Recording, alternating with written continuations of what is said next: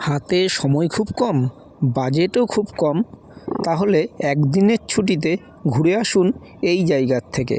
সেদিন রাত্রিরে আমরা 9:55 ট্রেন ধরে হাওড়া থেকে পৌঁছে গিয়েছিলাম পারশনাথ।